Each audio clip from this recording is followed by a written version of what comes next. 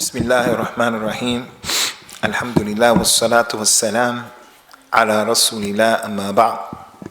It was brought to my attention before the class today that we have some of our youngsters who are participating in these programs who are a little bit negligent concerning the prayer. So it was requested of me to address that issue. And the person who brought that to my attention didn't bring it to my attention to make those youngsters appear as if they were bad people. No, it was a genuine concern from one of the elder members of the people who come and participate. So I said, okay, in light of the hadith of the Prophet sallallahu alaihi wasallam, the religion is giving good advice. Ad-dinu nasiha. We have to advise one another.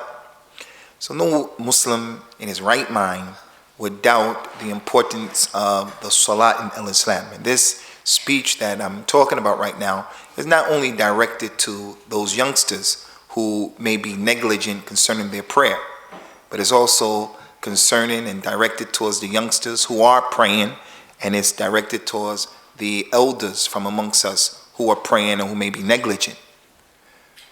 Negligence in the prayer is one of the major sins in Islam.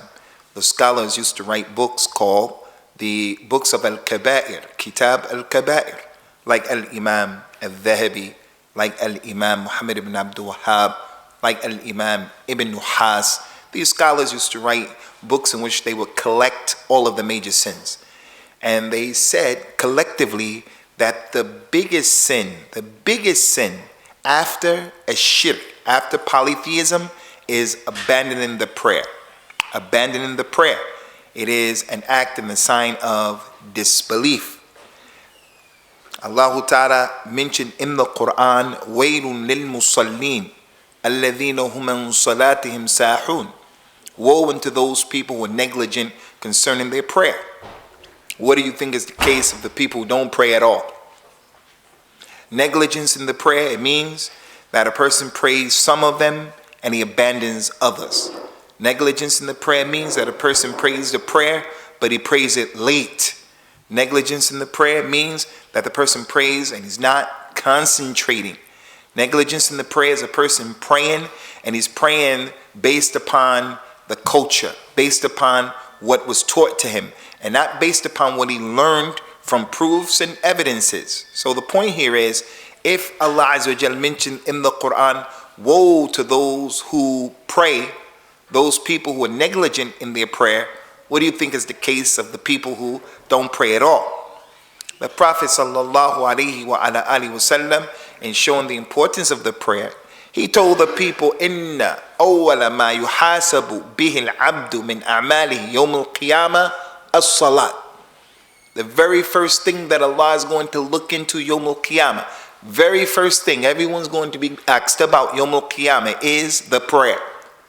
The Prophet said if the person's prayer was good, it was right, it was exact, he prayed the mechanics correctly, he had khushu', concentration, it was on time, it was in accordance to the sunnah, he had sincerity, the method and the mode was correct. The Prophet said, sallallahu alaihi wasallam, if his prayer was like that, then all of his deeds are going to be good. But if his prayers are lacking, they're deficient, he or she didn't concentrate, they didn't make the correct wudu, she didn't have the proper hijab on, the person they didn't make a stinja, they relieved themselves and they didn't make proper stinja. Kids who go to school, youngsters who go to school, they go to public toilets and they just use the toilets and they don't take the time out to take a cup of water or to take tissue and to put the water on the tissue and to clean themselves after that. If the person is praying and he's not making a stinja, that prayer is a prayer that is a problem for you in the dunya as well as in the hereafter. From the virtues and the importance of the prayer, and they're just too many to speak about, this is an easy thing to speak about, is the fact that the Prophet sallallahu alaihi wasallam informed us, العهد الذي بيننا وبينهم الصلاة من تركها فقد كفر. He said that the difference between us Muslims, between us and them, the non-Muslims, is the prayer. Whoever abandons it, he doesn't believe. He has disbelief. So the Sikh, he doesn't pray the salat of al-Islam. The Hindu, the Christian, the Jewish person, the atheist, the agnostic, they don't pray the salat of al-Islam. And as a result of that, there's a big distinction and difference between us and them. The salat that we pray is the second biggest distinction between Muslims and non-Muslims. The beard is a distinction, but some non-Muslims have beards. The hijab is a distinction, but there are some non-Muslims who wear hijab. The nun in the church, she wears hijab. Some of those modest women who come from Sri Lanka, they come from Pakistan, they come from India, they wear a form of hijab. But the salat is the second biggest distinction after the Tawheed of Allah that Muslims have concerning non-Muslims. So the person who doesn't pray, he's not showing the reality of his salat or his Islam.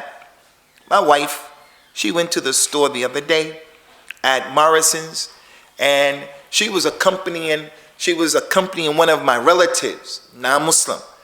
And my wife was doing the talking that she wanted some meat from the store. You guys have this kind of meat? The Muslim butcher there, he saw my wife in jilbab, niqab, and everything. And the meat there wasn't slaughtered halal. It's the meat of Ahlul Kitab. He said to my wife, yeah, we have that meat you're looking for, but are you a Muslim? Are you a Muslim? The reason why he said, are you a Muslim, is he didn't think it was okay for my wife, if she is a Muslim, to be eating the meat. Although her jilbab is a bigger proof and symbol of her Islam than the meat is. The jilbab is a bigger symbol. You see that girl walking down the street with jilbab, if you happen to see a woman with jilbab, it's a bigger proof that she's a Muslim. As for the person who eats halal meat, bismillah meat, he can be a Muslim, he can be a non-Muslim. I know non-Muslims who eat bismillah meat. So the point here is, eating the meat is a symbol, wearing the hijab is a symbol, and that salat is a symbol, a bigger symbol.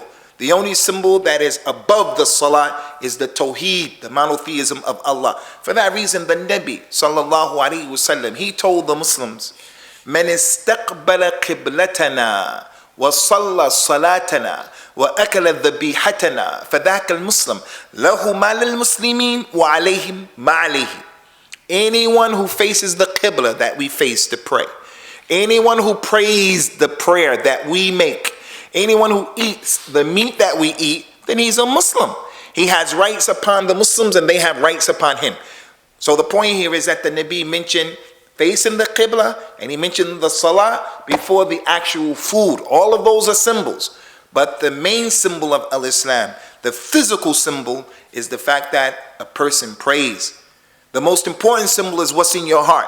No one can figure that out except Allah. Your iman, that you will believe it inside. Saying la ilaha illallah with your tongue, coming out on your tongue from your heart, that's the biggest symbol. The tawheed of Allah Azza wa Jalla. The biggest symbol on your limbs, that manifests itself on your limbs, is the fact that you pray. It's more important than hijab. More important than hijab. The proof of that is, the first thing you're going to be asked about Yawm al-Qiyamah will be that salat. They came and they asked the Prophet sallallahu alaihi wasallam, Ya Rasulullah, what's the most beloved deed to Allah? What does Allah love the most? He says sallallahu alaihi wasallam, as-salat ala waqtiha, praying at the right time. They said, after that, what deed does Allah love the most? He said, birrul walidain, respecting your parents. They said, after that, which is the third most beloved deed to Allah Azza wa Jal? He says sallallahu alaihi wasallam, al-jihad fi sabilillah. He put salat before al-jihad. And another authentic hadith, and there are many. He says sallallahu alaihi wa ala alihi wasallam concerning this prayer, and it's a point that we should take into consideration. The zakat, Jibril came down and told Prophet Muhammad, your ummah has to give zakat. Saum, Jibril came down, told Prophet Muhammad sallallahu alaihi wasallam, your ummah has to fast in the month of Ramadan. Al-Hajj, Jibril came down and told Muhammad sallallahu alaihi wasallam, your ummah has to make Hajj once in the lifetime. But when it came to the Salat, Allah Azza wa Jal took the Prophet sallallahu alaihi wasallam from Mecca to Bayt al-Maqdis in Jerusalem, where he prayed with all of the other prophets and messengers as the Imam. So he is the Imam al-A'zam, and not Abu Hanifa or other than Abu Hanifa. The greatest Imam is Prophet Muhammad, who prayed with the other Imams.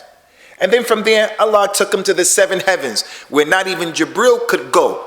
Jibril said to him, when he reached the Sidratul Muntaha, where the lotus tree, the furthest of the place, he said, I can't go any further. You have to go the rest of the way.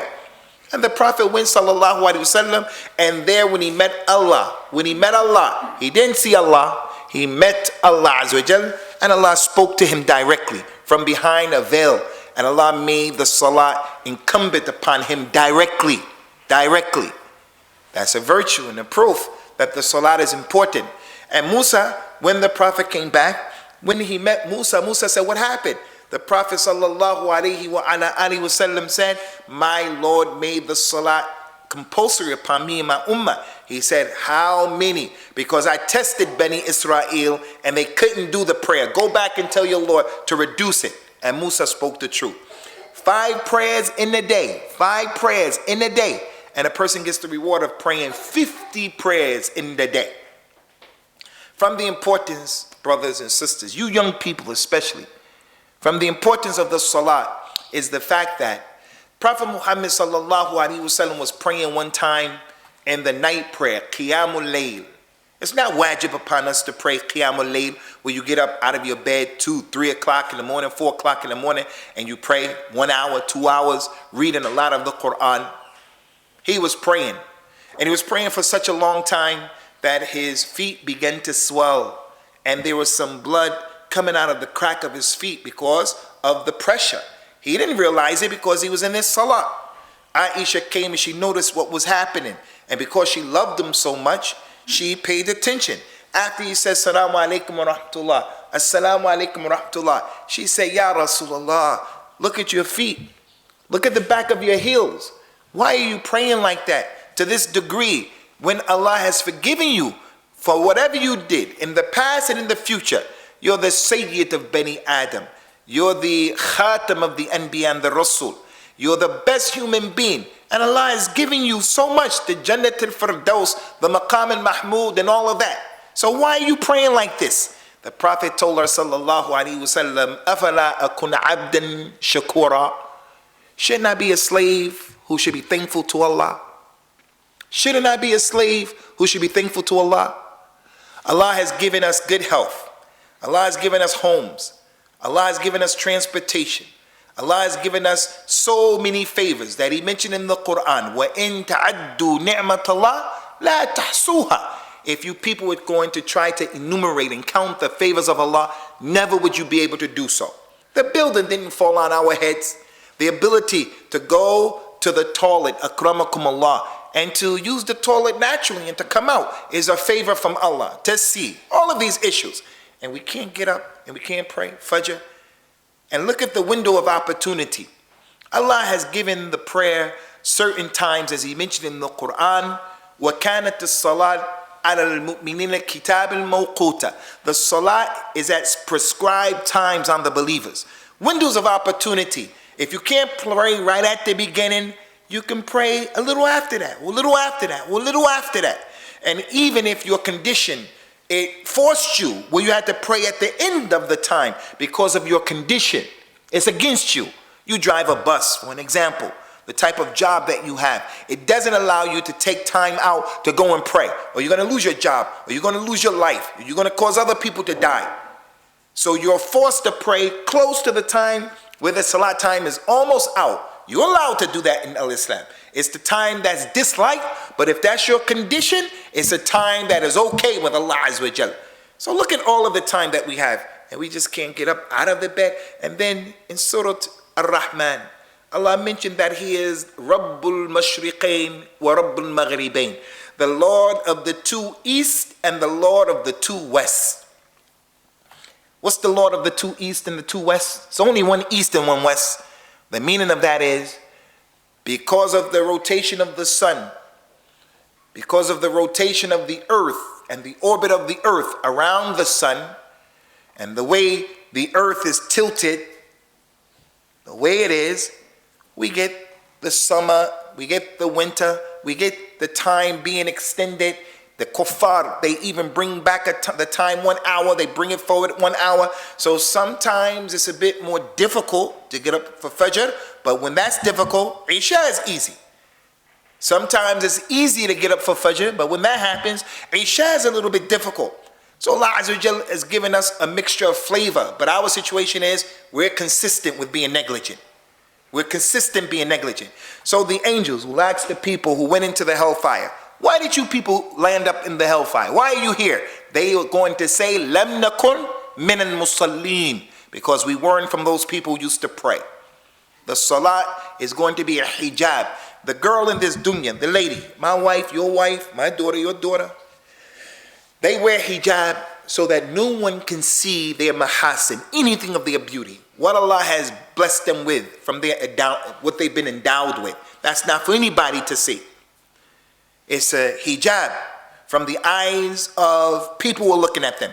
Yawmul Qiyamah, the salat will serve as a hijab and a protection for those people who prayed. And the Nabi said those people who don't pray, Yawmul Qiyamah, they're going to be raised up with Fir'aun. They're going to be raised up with Haman. They're going to be raised up with Qarun. They're going to be raised up with Umayyah ibn Khalaf. They're the imams of Kufr. Fir'aun, he didn't pray because he said, Ana Rabbukumul A'la. He was mutakabbir. I don't have to pray. I'm your Lord. And if I tell you not to pray, you better not pray. I can kill whoever I want to kill. I can let whoever want to go. That's how he was. So some people are like that. Quraysh, they used to make jokes and fun when they used to see the Prophet praying. The munafiqeen would pick up dirt and they would put the dirt on their heads because they felt they were too proud and haughty to put their heads down on the ground. So they would pick up the dirt like Fir'aun and put it on their heads. Whereas the believer, the Nabi said about the Muslim, أَقْرَبْ مَا يَكُنُ الْعَبْدِ لِرَبِّهِ وَهُوَ السَّاجِدُ. The closest a person is to his Lord is when he's in prostration, sajda of the salah. Because he's saying, I have a level of pride who I am. I am somebody. I may not be the richest. I may not be the most powerful. I may not be the smartest, but I am somebody in my own right. I'm somebody. Everybody feels that way. Even people who have low self-esteem. I'm somebody. And although I'm somebody, I could put my head down on the ground. So those people who don't pray, they're going to be raised up with Fir'aun because he's mutakabbir, arrogant. They're going to be raised up with Haman. Haman was Fir'aun's right-hand man who was also mutakabbir. Qarun was from Bani Israel, and he was the one who said that he was given all this money because of knowledge that he had. He was a minister. So because of his job, he didn't pray. Because of his job. So those people don't pray because of their job. And then Umayyah ibn Khalaf, Abu Lahab, Abu Jahl, those guys didn't pray as well because they're just nasty, evil people. As for people of Islam, they don't have any problem with saying, I should be a slave who is thankful to Allah Azza wa Jal.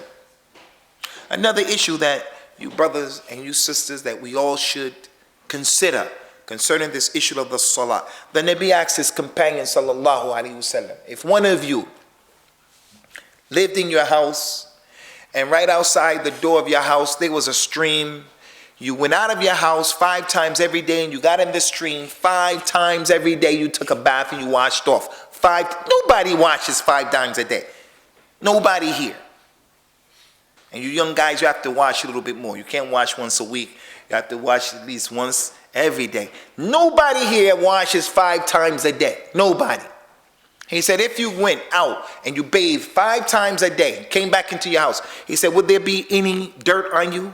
They said, no, of course not. He said, the salat is the same way. The salat is the same way. Every time you pray, you're washing the mistakes off of you that you made. What we say from ghiba, namima, what we watched, all of these things that we don't even know about, we're going to be held accountable for Yawmul Qiyamah. The Prophet told the people about this issue, sallallahu alayhi wa ala alihi wa sallam. As-salawatul khams, wal jum'atu ila al-jum'ah, wa ramadanu ila ramadan, mukaffiratun lima baynahunna idha ijtunibat al-kaba'ir. The 5 prayers, Jum'ah to the next Jum'ah, Ramadan to the next Ramadan, they're expiations and cleanses as long as you stay away from the major sins. So this salah, ikhwani, is an opportunity for us to purify ourselves. So when the Nabi used to get ready to pray, if it was time to pray, he would tell the people, "Qumu watfi'u an-nar allati awqadtumuha li anfusikum." Get up and extinguish the fire that you created for yourselves. By praying, the many fires that we have that are going to burn people, he said, get up and extinguish those fires that you created for yourselves. Lying, cheating, stealing, scheming, conniving, what we see, what we say, what we watch, all of these issues. The salah is a kafara. So no one should look at it as being an issue where it's heavy, we feel like it's a burden. Bilal, who was the mu'adhin of the Nabi, used to call the adhan, radiyallahu anhu, wa salawatullah wa salam ala nabiyyina. The Prophet used to tell Bilal when he wanted Bilal to make the adhan. He didn't say, Bilal, make the adhan, it's time. He used to say, Ya Bilal, arihna bis salat. Ya Bilal, arihna bis salat. Hey Bilal, make us comfortable with the prayer. Ar-raha. Make the adhan, because when we start praying and we start reading that Quran, the individual, the mu'min, the abd, he's in communication with his Lord. And he's not praying based upon what he thinks is okay. He's praying based upon what was revealed. The best way to pray with the best speech, the speech of Allah Azza wa Jal. So for the one who prays, and he's praying like the chicken, the Nabi sallallahu alaihi wasallam told us, don't resemble animals. Don't be like animals. Don't be like the dog. How can a human being be like the dog? He said the one who gives a gift and then he takes it back is like the dog that vomited and then he licked it up. Don't be like the dog. The Quran said, Inna ankara sawt, the sawtul hamir. The word's voice is the brain of the ass, the donkey. Oh, you know how he does that thing. If you sit there and you listen to that donkey over and over and over again, that sound gets into your central nervous system. Someone says, kill that donkey. Why did the ayat mention that? Because the one who's just talking nonsense, he's like the donkey. That's what the ayat meant. Don't be like the donkey just talking nonsense. Kill that noise. So the point here is, Allah Azza wa Jal, he gave us this example. Don't be like the animal. Don't be like the animal. Many animals. The Prophet sallallahu alaihi wasallam prohibited us. Don't be like the chicken in your prayer. The chicken, when he eats, he just bends down like that. Just bends down like that. You have to pray and you have to take it easy. As for the person who's just praying and he's looking around and he's just getting through it, the ayat is talking about that. Waylun lil musallin. Woe unto those people who pray. Which people who pray? The ones who pray with sincerity and good mechanics and concentration and in accordance to the sunnah? La, not those people. Talking about the people who don't know what they're doing and they feel that the burden of the prayer is just too much for them. They can't take out 5, 6, 7, 8, 10 minutes at the most for Allah Azza wa Jal. From what needs to be considered, ikhwani, concerning this issue of the virtues of the salah, and as I mentioned, there are many, is the fact that the Prophet sallallahu alaihi wasallam used to take the bay'ah from the people.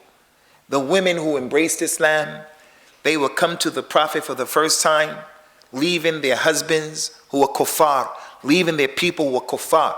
There's a surah in the Quran, al-mumtahina. Test them. Test these women. Test the women and test the men. The Nabi would give the men the bay'ah, and he would give the women the bay'ah.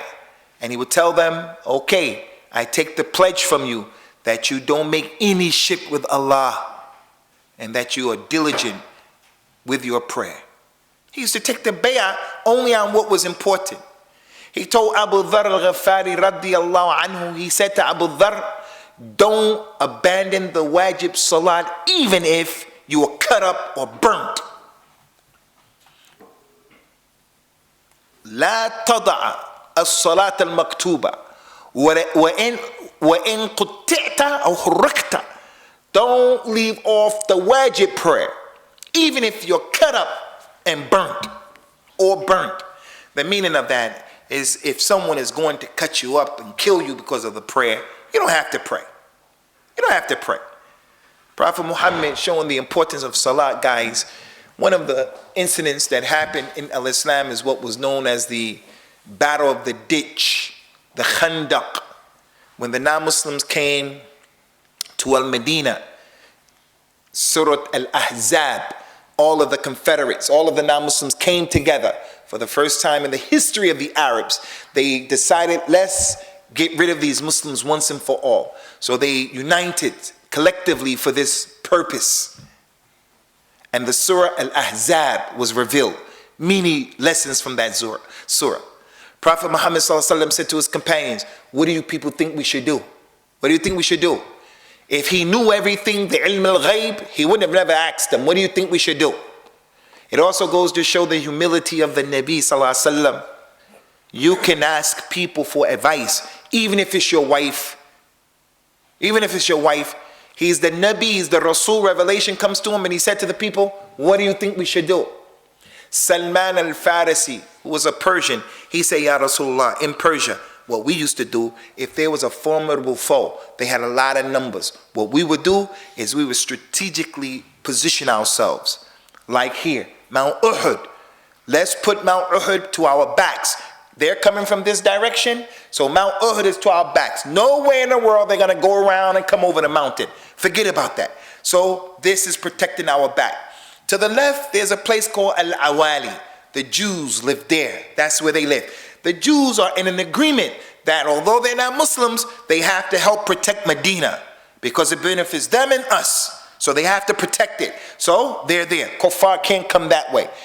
Now what we do is we make a big ditch from there all the way around and we protect this flank right here. The Nabi took that advice. He took that advice.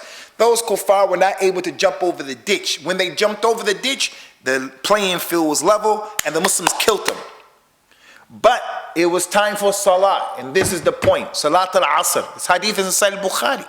It was time for Salat al-Asr. The Prophet didn't pray. He didn't pray. The hadith said, don't leave the salat even if you're cut up or burned. And yet, on that day, the Prophet allowed Salat al-Asr to come and go, and they didn't pray. Why didn't they pray? Because Allah said in the Quran in many ayat, لا تقتلوا أنفسكم إن الله كان بكم رحيما. Don't kill yourselves. Allah is merciful to you. Another ayat Allah said in the Quran, وَلَا تُلْقُوا بِأَيْدِيكُمْ إِلَى التَّهْلُكَةِ. Don't destroy yourselves with your own hands, smoking cigarettes, blow your brains off, smoking marijuana, drinking, all this. Don't kill yourselves with your own hands. Don't, when you're driving on the motorway, and you say, I'm going to make salah and make tawakkul on Allah. No, you are doing something crazy. Now after those people went away, the Prophet said, let's make Salat al-Asr. It was Maghrib time. He said, let's make Asr at Maghrib time. But before making the Salah, he made dua against them. He said, sallallahu alayhi wasallam, shaghaluna an as-salat al-wusta. Amla Allahu qaburahum wa buyutuhum nara. Those people, they made us busy on the Salah of al-Asr. They made us miss al-Asr. May Allah fill their homes and their graves up with fire. He made dua for them. He said they made us miss the middle prayer, al-Asr. The middle prayer during these times like it's going out right now. The Prophet said about Salat al-Asr sallallahu alayhi wasallam, man fatatu Salat al-Asr faka'annama wutira ahluhu wa malahu. Anyone who misses Salat al-Asr because of his job or whatever, he misses Salat al-Asr, is as if he lost his family and his money. This is just an example. May Allah not allow it to happen to any of us. Imagine this.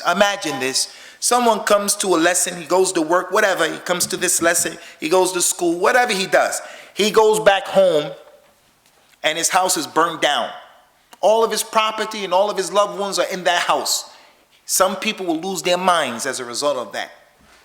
It's just hypothetical and it's theoretic to us, so it doesn't affect us like that. I mean, we all can understand that'd be a big problem, but if you were in that situation, that's enough to make a person lose their mind.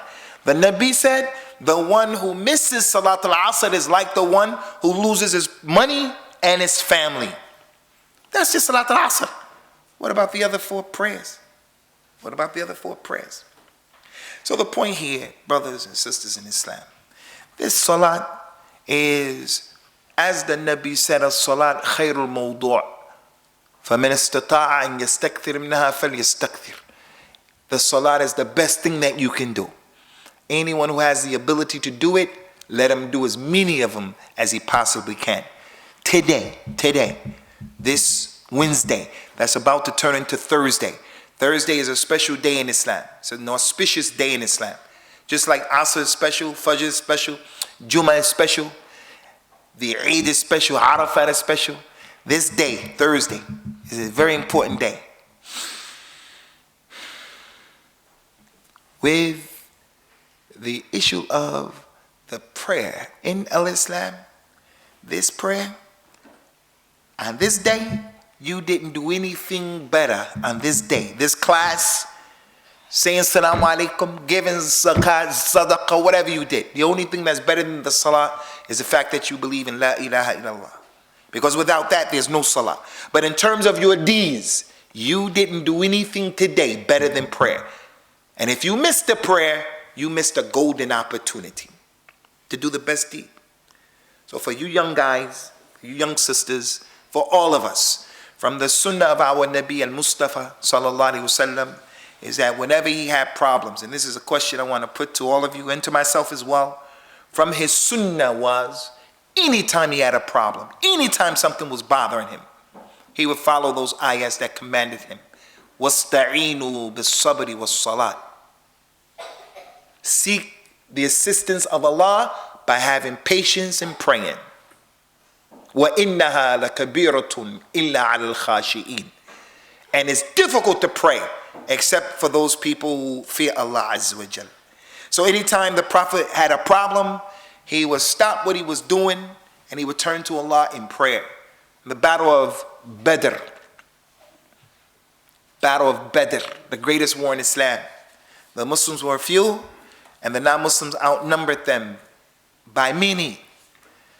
But their iman was so high that they all went to sleep. They weren't even worried about meeting the enemy. Some people, if they have a football game or an exam, they can't sleep. They toss and turn. He has a test, an exam tomorrow to drive the bus. He tosses and he turns. He's nervous. These people, their life was on the line. Tomorrow, some of them are going to get killed. And their children are going to become orphans. And their wives are going to become widows. And they went to sleep. The sakina came down. While they were sleeping in that condition, Allah made a small drizzle come down. It never rains in that area. So when it rains hard, torrential rainstorm, they have a party right now. When it rains, people go outside and have a good time. If it's just a light rain, it's nice, real nice. They went to sleep. The Prophet didn't sleep. Abu Bakr didn't sleep. Sallallahu alaihi wasallam. Wa radiyallahu anhu. Prophet Muhammad prayed 2 long rak'at while they were sleeping. And he prayed towards a tree as a sutra. After he prayed those 2 rak'at, he put his hands up and he extended his arms like that till his thing fell off. And he started making dua to Allah. Help these band of people, because if they're destroyed today, you won't be worshipped on the face of the earth. And he was making a lot of dua. That's a proof that Khidr is not here. Because if Khidr was here somewhere, he wouldn't have said that. Because if everyone was killed, Khidr is somewhere, he'd be worshiping Allah. Anyway, the point here is, any problem he had, he would make the salat. He would talk to his Lord.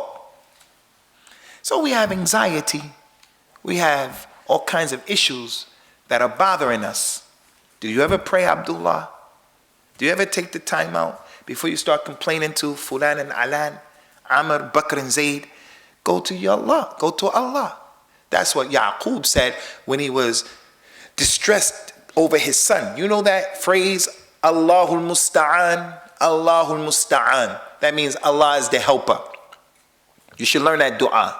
It's the dua of Yaqub. The husband comes home and he says to his wife, sit down, I have to tell you something. You know, I love you and you're the apple of my eye and you're my soulmate, but I'm going to get married again. She has to say, Allahu Musta'an. Allah is the helper. She can't go crazy. She said, Allahu musta'an, like Yaqub. Allahu musta'an. Anyway, Yaqub said in that ayat of the Quran, Yaqub said,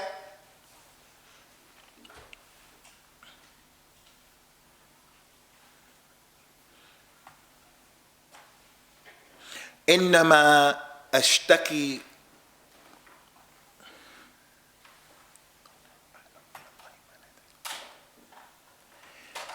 I only complain to Allah.